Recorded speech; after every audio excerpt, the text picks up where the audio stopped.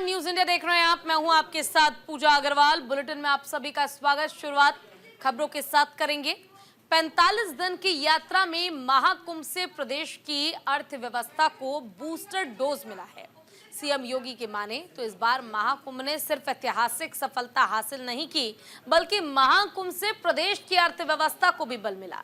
महाकुंभ की ये उपलब्धि बताती है कि विपक्ष ने भले ही महाकुंभ को बदनाम करने की कोशिश की हो, लेकिन सच वही है जिसे आज पूरी दुनिया देख रही है। आप भी देखिए।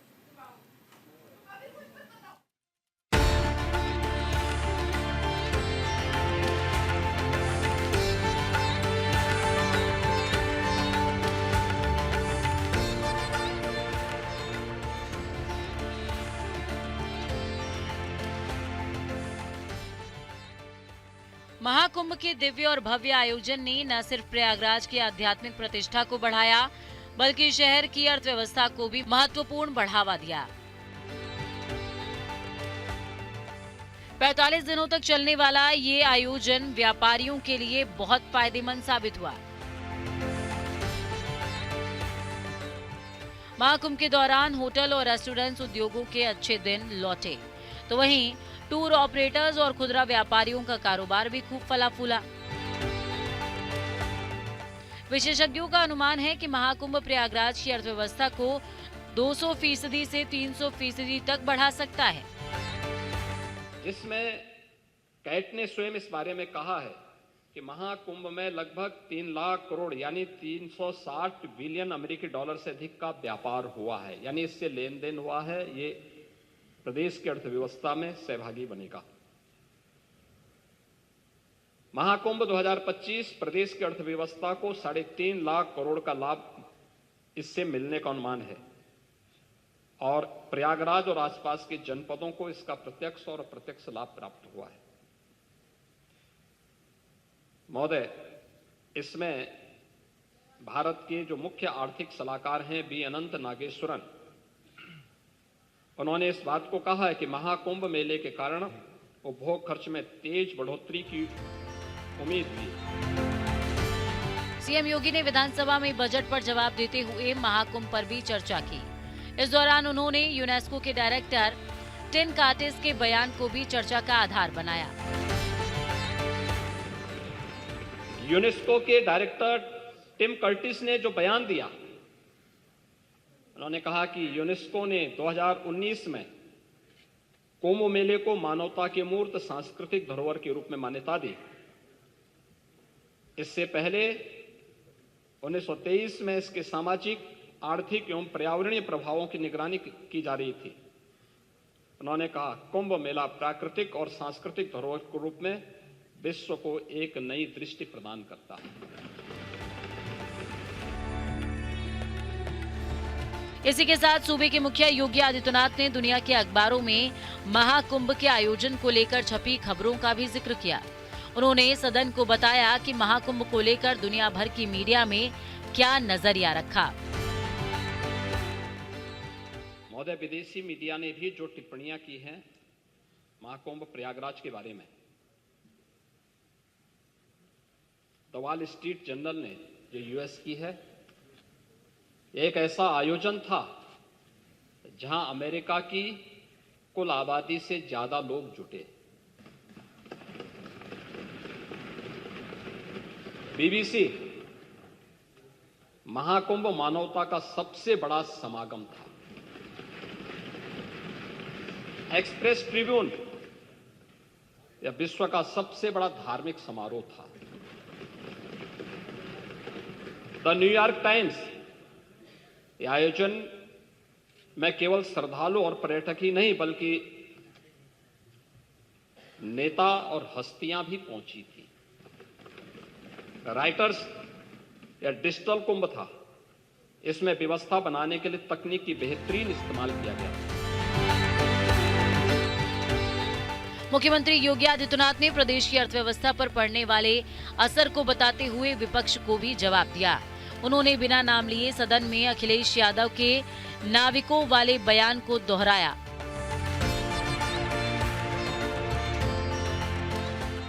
और फिर इसका जवाब भी दिया। इसके साथ ही उन्होंने बताया कि महाकुंभ में 5 कॉरिडोर बने हैं, जिससे प्रयागराज देश के अलग अलग हिस्सों से जुड़ा है। को चालू वित्त वर्ष में 6.5% की विकास की दर हासिल करने में मदद मिलेगी और इस मामले में जो विभिन्न अन्य क्षेत्रों में जो विभिन्न प्रकार के अनुमान लगाए गए, विभिन्न आर्थिक विशेषज्ञों ने कि किस किस सेक्टर में कितना अधिक उससे आर्थिक लाभ हुआ है या उससे आने की संभावना है। होटल उद्योग में 40,000 करोड़ का, खाने पीने अन्य दैनिक उपयोग में प्रयोग होने वाली वस्तुओं में 33,000 करोड़ का, परिवहन में 1.5 लाख करोड़ का, पूजन सामग्री में 20,000 करोड़ का, दान आदि में 660 करोड़ का, टोल टैक्सेस में 300 करोड़ का और अन्य में लगभग 66,000 करोड़ का, कुल 3,960 करोड़ रुपए का अधिक का इससे आर्थिक समृद्धि आस्था के नए कॉरिडोर प्रयागराज महाकुंभ ने बनाए हैं और उसका लाभ पूरे प्रदेश में मिला। लेकिन इन 5 कॉरिडोर में विशेष रूप से हमें देखने को मिला था प्रयागराज से मां विंध्यवासिनी धाम और काशी के लिए, प्रयागराज से अयोध्या और गोरखपुर का 2, प्रयागराज से श्रृंगवेरपुर, लखनऊ और आपके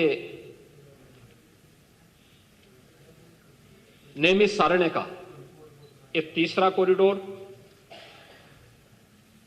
प्रयागराज से लालापुर, राजापुर और चित्रकूट का एक 4था और प्रयागराज से जो हम 5वां आस्था के कॉरिडोर को बनाने की व्यवस्था कर रहे हैं प्रयागराज का है और वह समाजवादी पार्टी इसमें ज्यादा चर्चा कर रही थी कि नाविकों का शोषण हो रहा है, नाविकों को देखभाल नहीं की जा रही है। मैं एक नाविक परिवार की एक सक्सेस स्टोरी यहां पे बता रहा हूं। ये नाविक परिवार जिनके पास 130 नौकाएं थी, 45 दिनों की अवधि में इन लोगों ने शुद्ध बचत की है 30 करोड़ रुपए की। यानी एक नाव ने 45 दिनों में 23 लाख रुपए की बचत की है, कमाई की है। प्रतिदिन के अगर आप उनकी बचत देखेंगे तो यह लगभग 50 से लेके 52,000 पर डे की उनकी इनकम थी एक नाव की।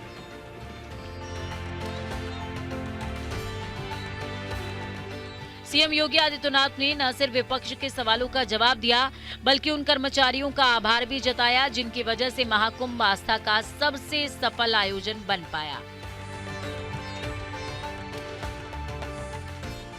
इस दौरान उन्होंने उल्टी गिनती शुरू होने की बात कहकर विपक्ष पर निशाना भी साधा।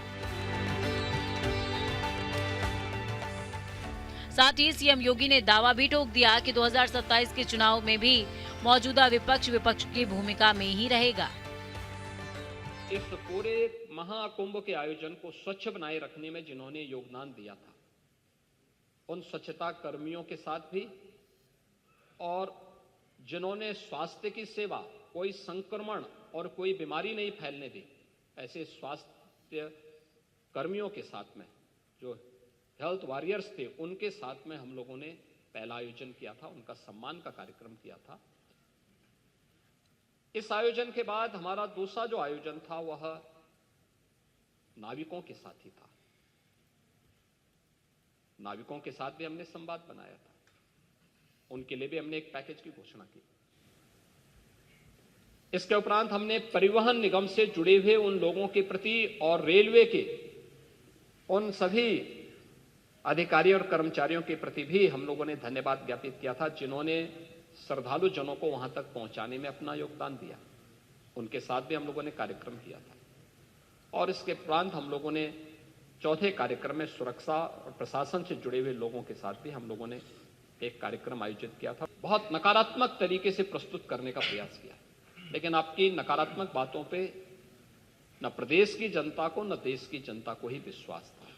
और मुझे लगता है कि यह आपके लिए उल्टी गिनती है कि जनता आपकी बात को अब सुनना ही बंद कर दी है। आप देखें ना कि कोई उत्तर प्रदेश का कोई गांव ऐसा नहीं था जिससे बस वहां नहीं पहुंची हो। आस्था नहीं तो ये जो हम कर रहे हैं ना, संभल में भी कर रहे हैं, ये आस्था का ही सवाल है। ये आस्था का ही सवाल है। ये जो कॉरिडोर बन रहे हैं, ये आस्था का ही सवाल है। और आस्था का सम्मान हम कर रहे हैं, इसलिए जनता हमारी बात सुन रही है। जनता को मालूम है कि आप केवल वोट बैंक के साथ खिलवाड़ करेंगे, वोट बैंक देखेंगे और जनता को धोखा देंगे। इसलिए जनता ने आपकी बात को अनसुना किया है और 27 में भी जनता जनार्दन यही करने जा रही है।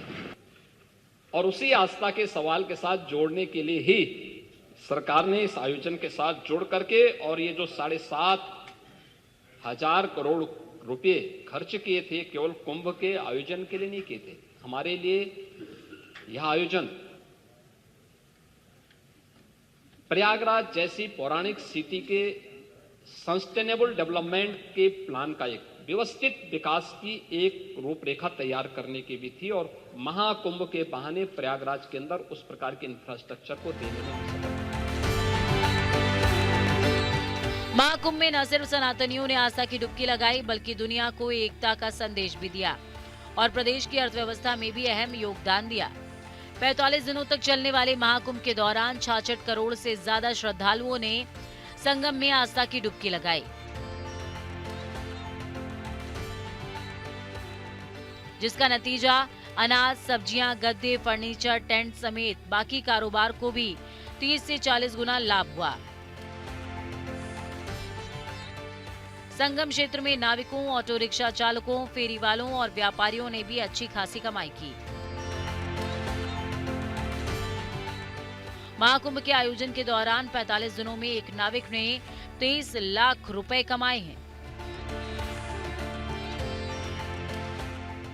इस तरह प्रयागराज में सनातनियों ने डुबकी भी लगाई और प्रदेश के कारोबारियों के अच्छे दिन फिर से लौट आए। देश दुनिया से प्रयागराज पहुंचे श्रद्धालुओं ने दुनिया को रिकॉर्ड के साथ बताया कि सनातन क्या है। और जब वो एकजुट होते हैं तो रिकॉर्ड पर रिकॉर्ड ही बनते हैं। न्यूज इंडिया के लिए संजीव कुमार की रिपोर्ट। महाकुंभ पर मची सियासी राड़ के बीच मुख्यमंत्री योगी आदित्यनाथ आज विधानसभा में मोर्चा संभाला।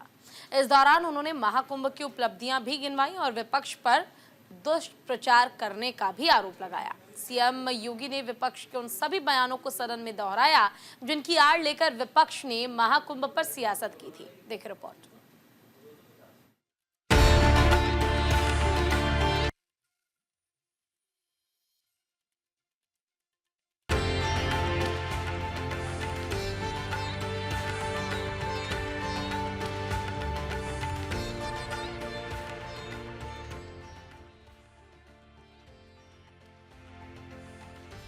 गंगा सिर्फ एक नदी मात्र नहीं है, ये नदी के साथ साथ एक इतिहास और संस्कृति भी है। गंगा जिस क्षेत्र से गुजरती है उसे हरा भरा कर देती है, इसीलिए इसे जीवनदायिनी कहा जाता है। मुख्यमंत्री योगी आदित्यनाथ गंगा यात्रा से लेकर प्रयागराज महाकुंभ तक कई बार कह चुके हैं कि गंगा सिर्फ आस्था नहीं, अर्थव्यवस्था भी है। अब तो अर्थशास्त्री भी इसे मानने लगे हैं। महाकुंभ में आए सनातनियों ने प्रयागराज से काशी, अयोध्या, चित्रकूट और विंध्याचल तक खर्च के जो आंकड़े सामने आए हैं, उनके मुताबिक देश और प्रदेश की जीडीपी पर इसका काफी असर पड़ा है। महाकुंभ के समापन के अवसर पर सीएम योगी ने भी कहा था कि यह आयोजन देश की सांस्कृतिक समृद्धि और आर्थिक प्रगति का प्रतीक बन गया है।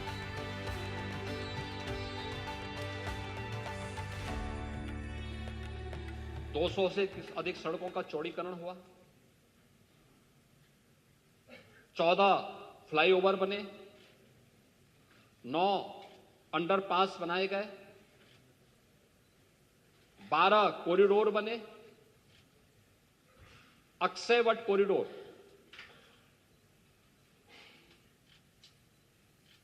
बड़े हनुमान जी का कॉरिडोर, सरस्वती कूप कॉरिडोर, पातालपुरी का कॉरिडोर, नागवासी कोई कॉरिडोर, महर्षि भारद्वाज कॉरिडोर, श्रृंगवेरपुर में भगवान राम और निषाद राज की गले मिलती हुई प्रतिमा के साथ साथ एक कॉरिडोर, जिस किले पे आप कब्जा करवा रहे थे, हमारी सरकार ने कॉरिडोर के रूप में विकसित करते हुए त्रेता युग की स्मृति को जीवंत करने का काम कराया। आपके लिए वोट बैंक था, हमारे लिए विरासत थी। बस अंतर यही है, और आस्था का सम्मान हम कर रहे हैं, इसलिए जनता हमारी बात सुन रही है। मुख्यमंत्री योगी आदित्यनाथ ने उत्तर प्रदेश की विधानसभा से महाकुंभ में आस्था की डुबकी लगाने वाले सनातनियों को बताया कि इस बार महाकुंभ ने क्या पाया। 45 दिनों के सफर में महाकुंभ ने कितने कीर्तिमान छुए और कितनों को हमेशा हमेशा के लिए इतिहास में दर्ज करा दिया। सीएम योगी ने महाकुंभ की सफलता को लोगों के सामने रखा और विपक्ष पर तंज भी कसा।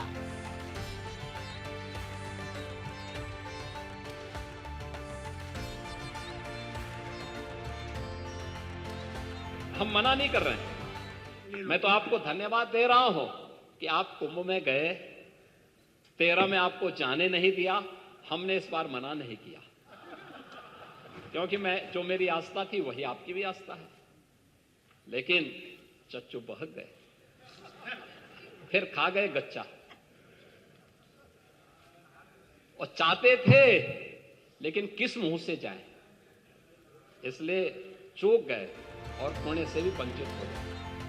सूबे के मुखिया योगी आदित्यनाथ ने महाकुंभ के आर्थिक पहलुओं पर नजर डालते हुए बताया कि महाकुंभ ने आज जो कीर्तिमान स्थापित किया है उसमें महिलाओं की भूमिका सबसे ज्यादा रही है। साथ ही 66 करोड़ 30 लाख श्रद्धालुओं ने संगम में आस्था की डुबकी लगाकर ऐसा बेंचमार्क सेट किया है जिसका टूटना फिलहाल नजर नहीं आता। 66 करोड़ 30 लाख से अधिक श्रद्धालु और पूज्य संत देश और दुनिया से प्रयागराज आए। 66 करोड़ में से आप मान के चलिए, पहले तो ज्यादा नहीं तो कम से कम आधी आबादी तो महिलाओं की रही होगी, क्योंकि महिलाएं ज्यादा धार्मिक होती हैं।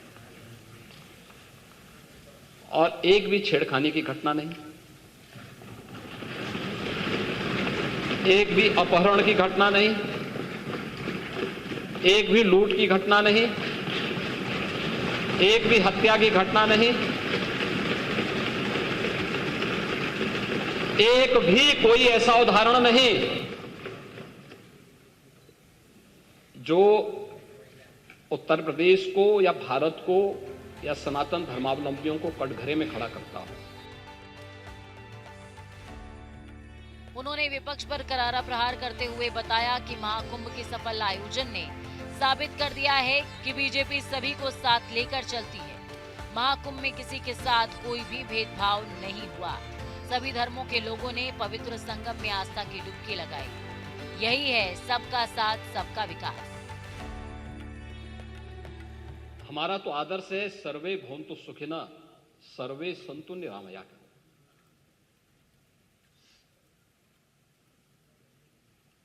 और उसका सबसे आदर्श उदाहरण आपके सामने है जब 26 फरवरी को महाकुंभ का समारोह हुआ है। 45 दिन के इस आयोजन ने भारत के विरासत और विकास की एक अनुपम छाप न केवल भारत में बल्कि दुनिया के सामने भारत की छोड़ी है। क्या उसमें कोई भेदभाव किसी के साथ हुआ?